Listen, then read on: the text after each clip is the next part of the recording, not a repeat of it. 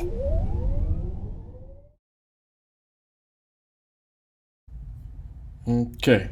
so I'm gonna answer some questions here for Mr. Greg Campbell with Rainmaker, and just wanted to record this so that we could use this for other investors as well. He had some really good questions, and I think it'd be good to kind of talk through those. One of his questions was why Ecarra and what makes them so special. I'd like to think that there's a lot of things special about us, but I'm gonna go over a few things that makes us special. This is our interface that we use as a primary source of really kind of capturing a lot of information at this point. But one of the things that we operate is a TNC, and so we actually operate a transportation network company with vehicles. These vehicles happen to be all electric, and we actually build the software to make all those things happen. And so the TNC is a working TNC. You know, we can make money right now. We can scale vehicles right now, and they're all electric. And so I think the special thing about this is a custom software that is specific for electric vehicles as it pertains to the local owner, right? And so primarily this is to support the local micro fleets, right? So what we do with this software is we share it with other companies, and I'll show you. This is a company that is licensing our software. As you can see, it's a little bit different. They're a little bit behind on the update. This is a newer platform that we're gonna launch, and this is the old version. But they gained about 14,000 users in a really short period of time, just doing some posting on social media around Black Lives Matter. And you know, there's a African American owned company, and they did really well with that. And so we licensed the software. That's one of the things that makes us a little bit different. Is like we're here to support the local taxi company guy, the operators to electrify all the taxi companies. And so that's kind of one of the things that is important. Then with the emissions, we calculate a lot of emissions data, and this is also one of the things that I feel makes us very different.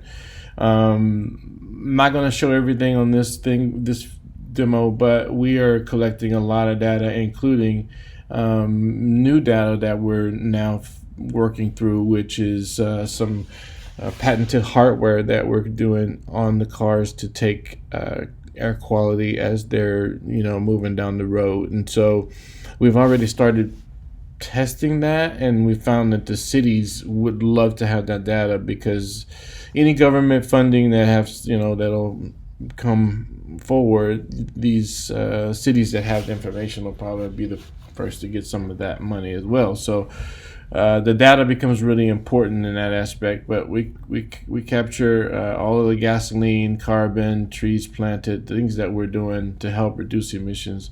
So and then of course, like with any other rideshare app, this is not just about ride sharing. It's about deliveries of food and things like that. So the services that you can create are endless as it pertains to ride sharing or moving people.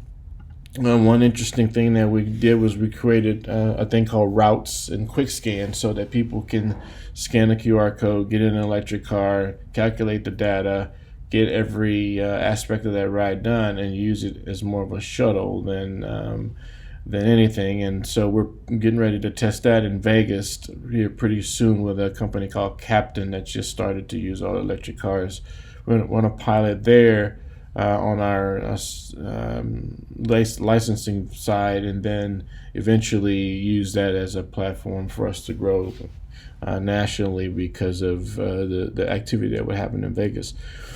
And we're going to help them really be able to connect better with the community, like routes where they'll be able to create shuttle services and scheduled booking faster, reforestation, and corporate partners like people like MGM Grand and businesses like that, they'll be able to partner with those in a better way and share the carbon footprint and share that data as they work together. It was, do we own cars? Do we own cars and only Tesla? That's a good question. Absolutely not. We do not own cars. We actually onboard cars through a shared asset type platform, much like Turo. So we actually go and find Tesla owners and we partner with them and use their assets to do what we need to do on our platform. And we guarantee that those people get their cars back cleaned and charged every single time. So that's kind of how we scale to vehicles now, very easily. Now, I do think our business model fits a purchase of brand new electric vehicles, especially those vehicles that get down to the between $27,000 and $30,000 purchase prices. The business model definitely fits that. And people will be able to buy brand new cars and onboard them onto the platform itself. But the platform itself is designed to accept any electric or sustainable vehicle, zero emissions vehicle, and we can then use the data for any company or micro fleet or operator in the world. For example, like I was saying earlier, we could use the data from this company, Fairrider, that's in Washington, D.C. That information is still part of our, global data. All of the vehicles that they onboard, we're able to see. They can onboard any style of vehicle that they want. As a matter of fact, we can actually work with companies that use electric scooters. It really doesn't matter. The software does the same thing. The end user is just as long as it's a zero emissions vehicle and it moves, then the software can use it. We actually have written some things that is going to allow us to use some drones for different things when we use what we call routes. So basically taking certain coordinates and taking data over those coordinates over time. And so that's another thing that we're working on that makes us a little bit different. So basically the question is about customer acquisition cost and frequency of ride. So let's just jump into that. For example, ironically, our customer acquisition costs, people are actually paying us to become customers, ironically. And I'll give you a perfect example of that. One of our B2B clients, 1900 Pacific, they paid us to come in and provide a car for them on a fractional type basis, and we also made a discount available to all the residences. And as we did that, we were able to again capture all those users as new people in our system and also downloads. So as far as customer acquisition, for us it's a little bit different because of the uniqueness of what we're doing. Usually we get zero pushback. As I was saying earlier with Fairrider, they were literally able to get almost 15,000 people onboarded for like pennies. Basically, Instagram posts is what happened. And so if the marketing is right, the customer acquisition could be really, really low. As far as the cost and revenue per ride, the average person in America or person who uses ride sharing period spends about $43 a month. Okay, and so our average has been since the beginning, or has been, our price point has been $30. And so we scale everything on unit sales, reservation counts, because our minimum reservation at this point is $30. So at this point, in our first year, not even knowing what we were doing, we were able to get about 3,000 reservations. And then the second year, 2020, of course, with COVID, everything went to zero, but we were able to squeeze out a few. But here's some projections on basically 20 vehicles that are on our platform running 100% utilization. So it's about $2.1 million worth of sales on 20 vehicles doing 10 rides a day, basically. That's what that is. And we feel very strongly that like this is basically 73,000 sales, which is about less than 10% of what the rideshare revenue comes out of Love Feel. So even if we went to Love Feel, which we plan to do, and we plan to be the alternative rideshare company, we have created some software called QuickScan and App Clips. And App Clips allows us to use a QR code to get people onboarded to our platform without having to have the actual app. It's a scaled down version of the app that works strictly through iPhone, and it's a new product that they just released, and not many people know about that yet, but we have already did the testing and have completed App Clips, and it allows, again, people to get off of a plane, bus, or whatever, scan a QR code, and get into any electric vehicle. And this is something that we're a part of the data and the new technology that we're creating. Uber and Lyft. Uber and Lyft. One of the questions is Uber and Lyft. Everyone has always asked us, what about Uber and Lyft? Uber and Lyft coming in and doing something very similar to what you're doing.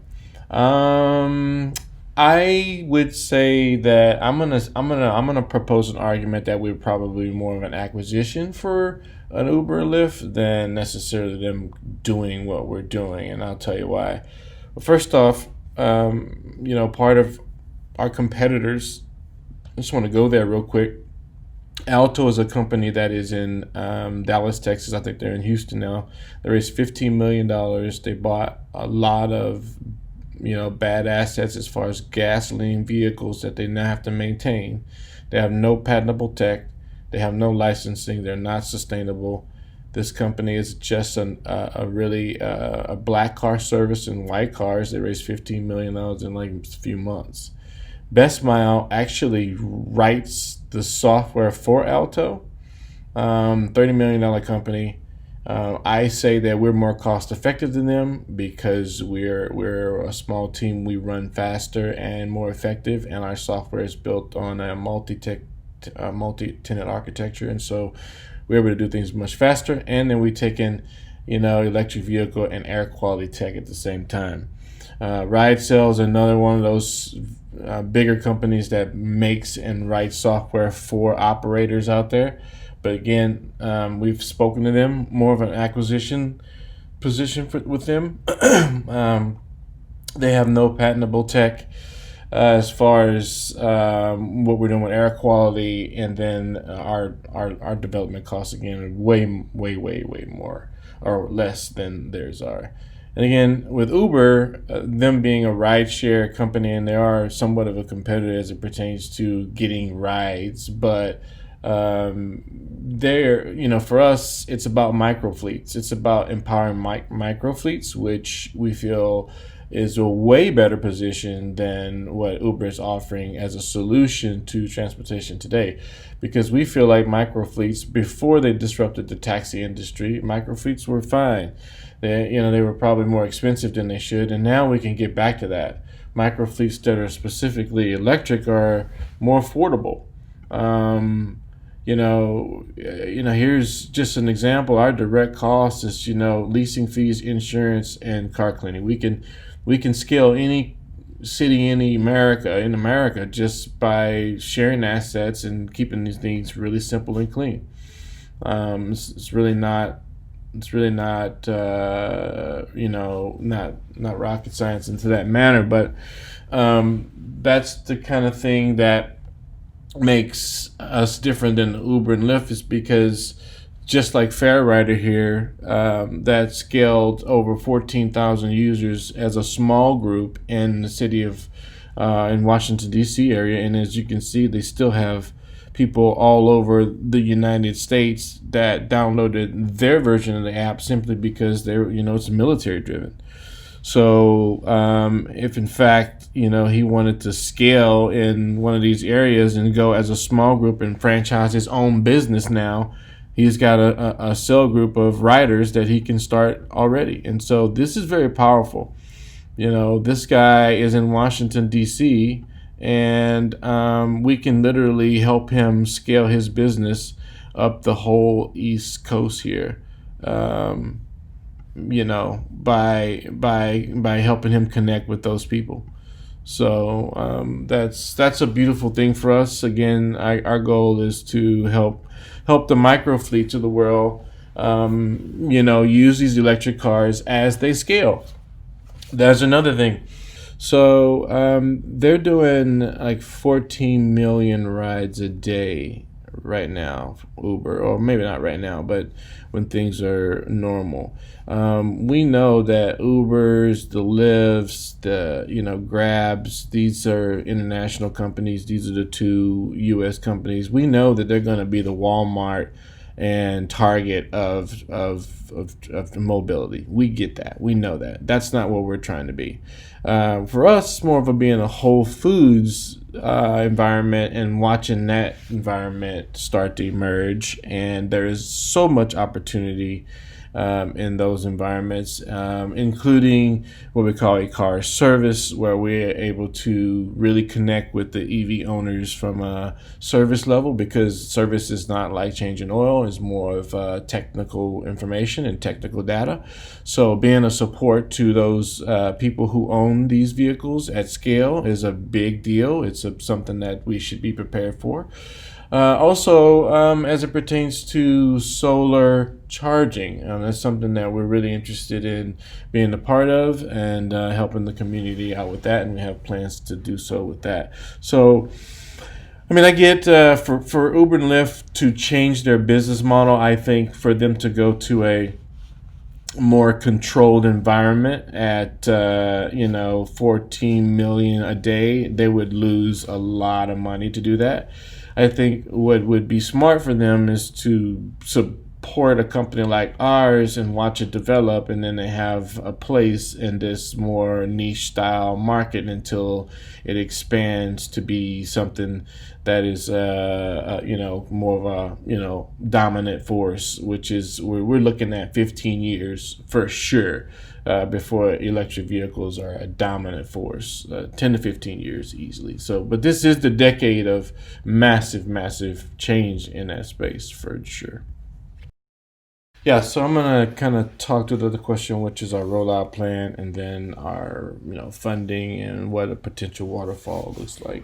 So basically, we're at a point now where we can next year onboard 2025 vehicles and go into Dallas Love Field and some of the other potential contracts that we have, and contracts that we do have, and get those vehicles to generate pretty decent revenue in 2021.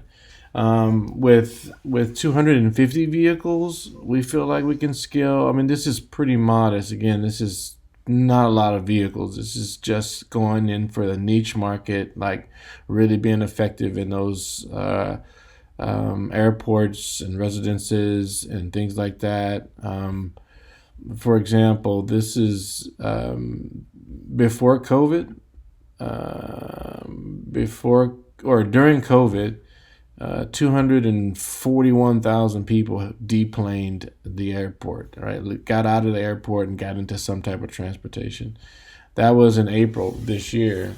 And now it's already back to pre-COVID numbers. This was September. 1.6 million people got off the plane and got into some type of car. So, these numbers are really not a lot. 2023, we have an opportunity to manage a fleet of 800 to up to 800 vehicles or so. If we do that, then of course that changes everything.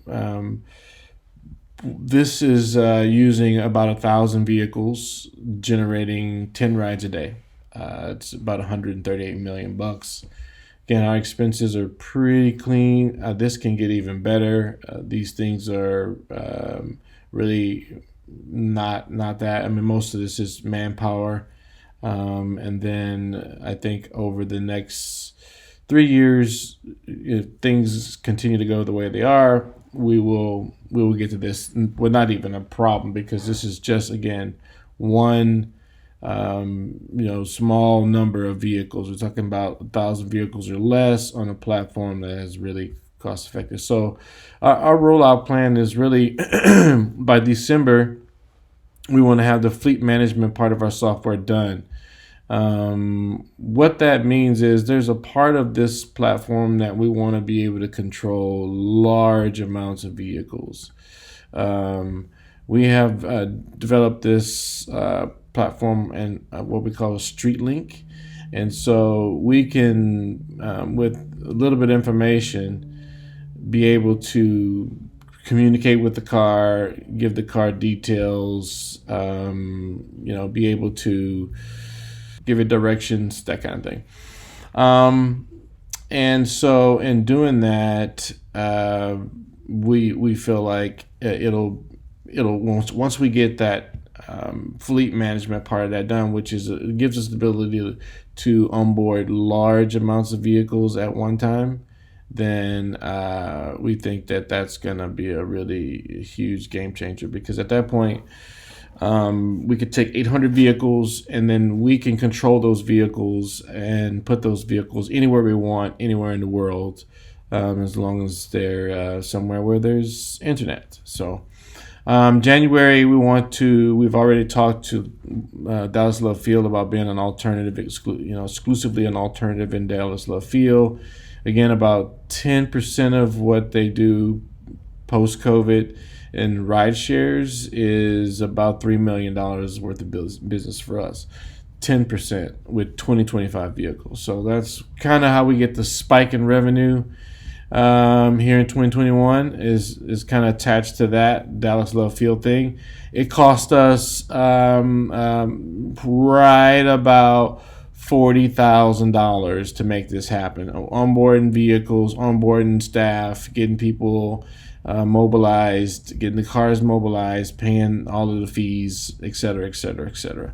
That gets us there. This is a part of the funding that we're getting now, that we're raising to help build this out, the fleet management part, as well as continuing our TNC. Ideally, we'd like to make a raise offering somewhere around March of 2021. That will help us get into some growth events and get some really big attention through South by Southwest, spring events, National Driver Electric Week, EarthX, etc. And then around May, we want to secure some type of facility. We want to build something like this facility that is, as I said, more of a service center for those that are interested in understanding more about the technology. Electric cars service is not going to be like oil changes, but more like information and technology. And so we want to be there to answer that. We'll have a place for people to come to drop their cars off so that they can go to the airports and keep their cars charged, cleaned, and making revenue. We'll have fresh food in there from local food gardens, and just off the grid, kind of not off the grid, but a solar powered, wish it could be off the grid charging station that would serve for the community and for a service center for Ecarra. So very much different than what we've seen in like traditional gas stations and things like that. So that's kind of what we want to do in March. Ecarra is a rideshare company that is built for the impact-minded. We built this company for people who already have a mindset to start off and to do their part. Like, getting around is something that we'll always have to do. We need to feel the ability to go from A to B in a safe, sustainable way. We have an open source platform that we want to license microfleets all over the world.